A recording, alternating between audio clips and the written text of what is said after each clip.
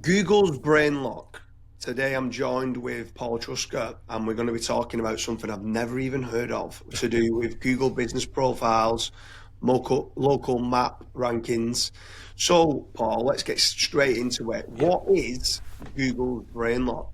Okay, so Brainlock is essentially the system that Google uses for everything to do with geolocation, geospatiality, and just geotopicality in general. So the LOC in the lock part stands for location, but that's what they've called it. It's Brainlock, and that's essentially what deals with all of this. So we're going to talk about how important that is, primarily for maps, but I'm going to touch on web pages too, because it's important for people to know when they're overdoing it with location pages, for example. Because I see a lot of people creating location pages that will just cannibalize each other, and it's because they're putting them up for the wrong places. So we'll touch on that. So essentially, Brainlock, it's absolutely vital what that whole system does if you're in the local space, whether you're, well, essentially if you're maps, but even if you're just producing web pages for local. And if you're doing both, which you should be doing both, then it has a compound effect. I'll deal with the web pages first because that's probably the easiest to deal with, and then I'll let the cat out of the bag on the G&B side of it. So with regard to the web pages, a lot of people don't realize that Google uses a geosystem where it creates a centroid for a location and a boundary. Okay, so there's a geo boundary. If you go to Google Maps, for example, and you type in a city name, you'll see that when the city comes up, it's got a little red dotted line around it, right? And sometimes you might be surprised that the city looks much smaller than you thought it was, especially in places like America. And this is because America has a lot of incorporated cities that we would call suburbs, but they're actually incorporated areas in their own right. Okay, so I'll touch on how Google deals with them and why it's different. So when you see that area, that is kind of the boundary for any given SERP usually. Sometimes they do expand them, depends on obviously the size of the location. So if you've got a small town, Google might put a boundary around that, but there might be some small villages and things around that town that will be included in the same SERP, even though they're not inside the city centre. That's just for, reasons of economy by Google, I guess. But it's worth checking those manually before you start building pages. So essentially where the problem comes with a lot of people with this geotopicality and geospatiality is not understanding where the boundary is for them. So if you check that boundary, you want to make sure that if you're generating 2 pages, let's say you generate 2 pages for 2 places within that same city boundary, they're probably going to cannibalize one another because they're the same SERP. So, I want to stop you on that a minute before you kind of expand. So, with Google's Brainlock, I've seen it where if you was to put, let's say, Manchester, and it'll do the red dotted line around it. But inside of that red dotted line, there might be certain areas like Rochdale and Oldham.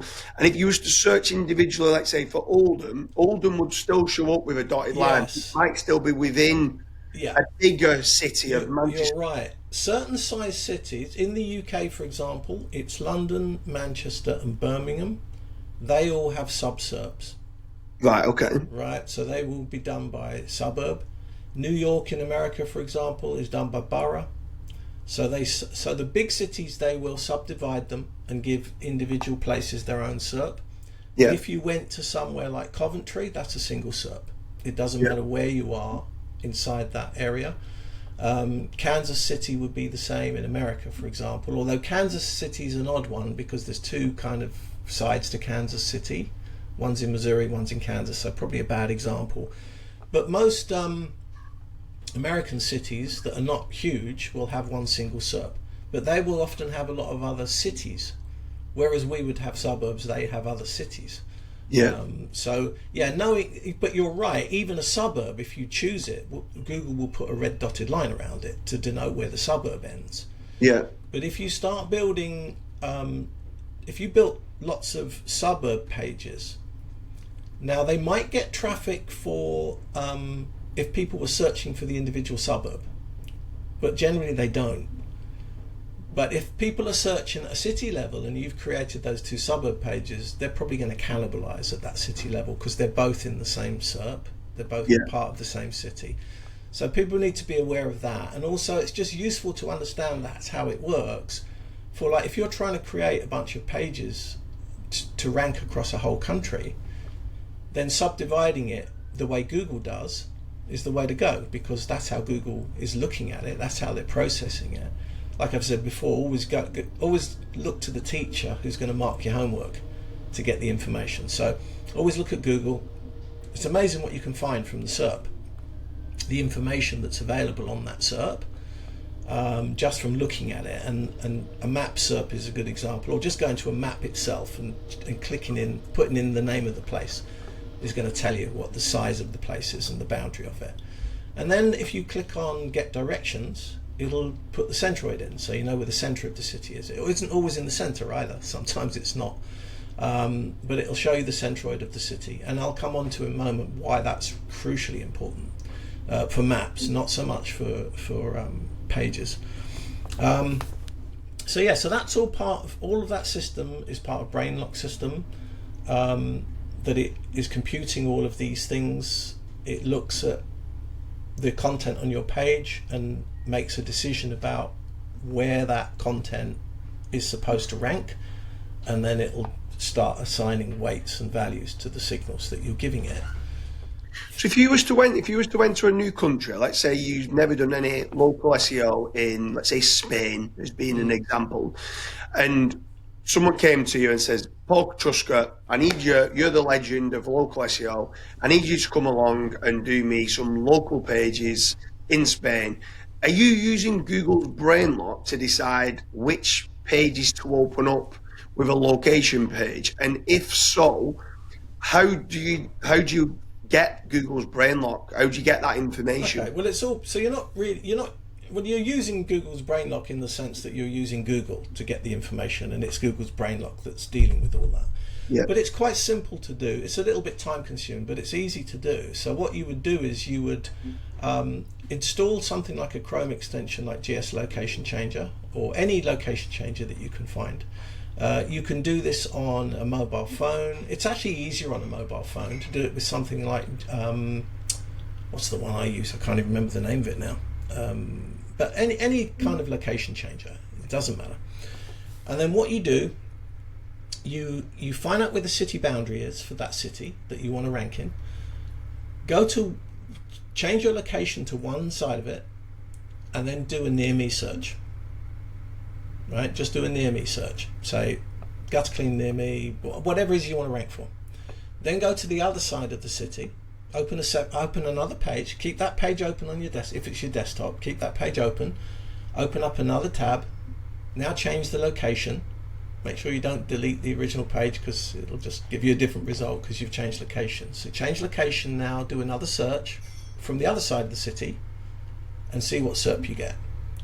If you get the same SERP, then that city's one SERP. If you get a different SERP, sometimes there might be one entry that's reversed. That's just a time thing. Or it could be a server thing.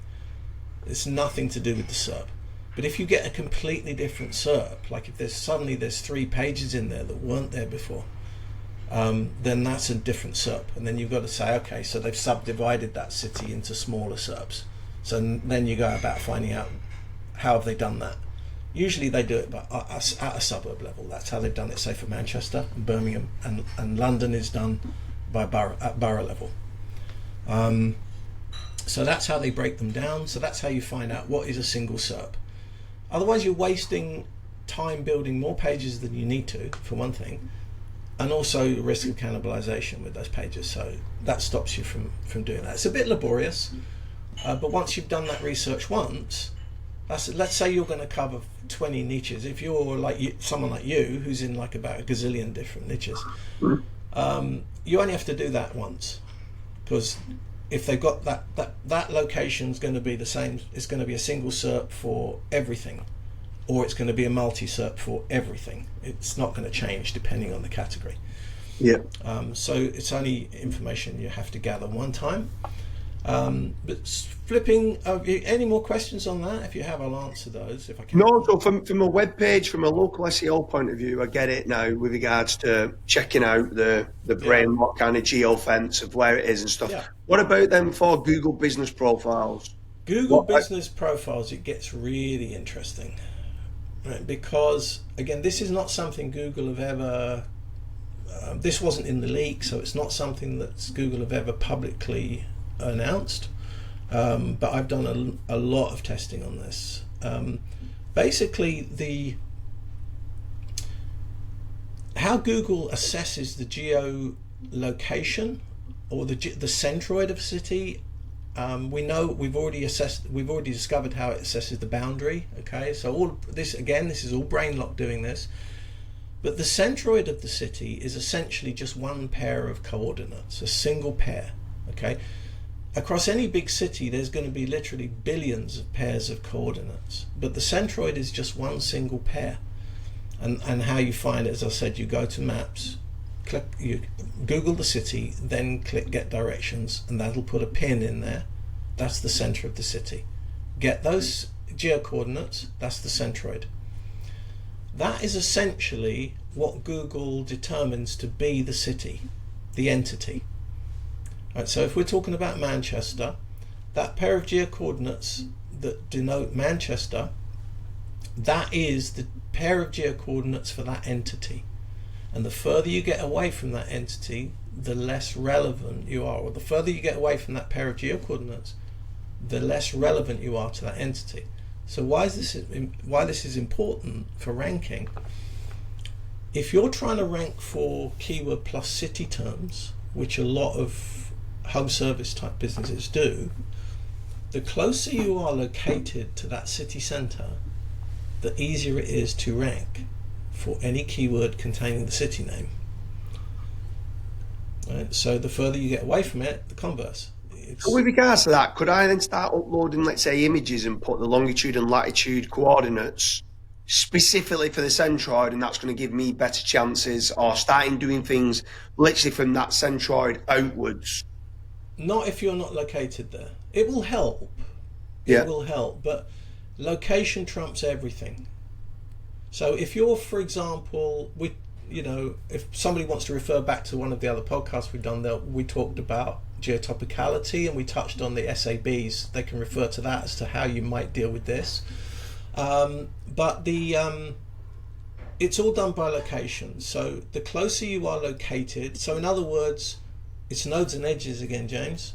If we take the node of the city centroid and the node of our centroid, the shorter that edge is, the closer they are together spatially, the more relevant they are to one another. Yeah. Right. So the further you move away geographically from that pair of geocoordinates that denote the city, the less relevant you are. So why this matters is if you're located close, you need far fewer reviews to rank. You need far less content to rank. You need far less domain authority to rank. Now you can be outranked. Like you could locate yourself right on the doorstep of the centroid and find another GMB still outranking you, but that's to do with their prominence. But you can overcome so much of that by just being there. So I would even suggest, if you're a new business, say you've got a workshop and you're on the other side of town, if you could get a serviced office very, very close. There are black hat ways to do it too, but we're not going to go down that road. But if you could get a service office very close to that city centroid and locate your business there, as far as Google are concerned, you're going to have a much, much easier time of ranking than you will if you're further away. But that's just for city plus, for keyword plus city terms. It's where somebody names the city centroid. So in other words, they've said, to Google, the signal to Google from the user is, I want a service that is close to that city. And because you as a person just thinks of Manchester as the whole place, but Google thinks of Manchester as that single pair of coordinates. So they'll look at that and go, you want a business that's close to that dot, and they'll serve it up. So what about if I was around the outside of Manchester and I was just to put plumbers near me? Does that go back to the centroid because it knows I'm inside the geofence of Manchester, or will it do it as where I am, the coordinates of where I am? That one is done based on where the searcher is located. Right. So if it's a near me search, they are now the centroid rather than the city. So if they're putting in skip hire Manchester, Manchester is the centroid of the search. If they're putting in skip hire near me, they are the centroid of the search. Yeah. And it's all to do with geospatiality. So how far away are you from that centroid? So if the centroid is the person, it depends how far away your business is from them. That's why when we talked about the SABs, it's important to locate yourself virtually, locate yourself where most of the phone calls are going to come from, most of the searches are going to come from. Well, that random one, I'm going to throw a spanner in the works here. What happens if I was to actually type in plumbers near me in Manchester? What happens then? Or do you not know? Good question. I think I've not done it. It'd be interesting. Guess what I'm going to do as soon as we finish this podcast? I think they'll probably look at the first part of the query and give it most weight. Yeah. I would think. Because they would look at that, I'm thinking, and say, okay, you're looking for a plumber near you in Manchester. Yes, I can see you're located in Manchester. Right, okay, yeah. And serve up. That's my guess, but I'm going to test it and see. And then I'll let you know. But yeah, that would be my thought on that. Well, Paul Truscott, it's been an absolute legend in having you on. Anyone who didn't know about Google's Brainlock, I'm in local SEO and have been for over 15 years, and I'd never even heard of the term. So we hope you like the knowledge shared from Paul about Google's Brainlock.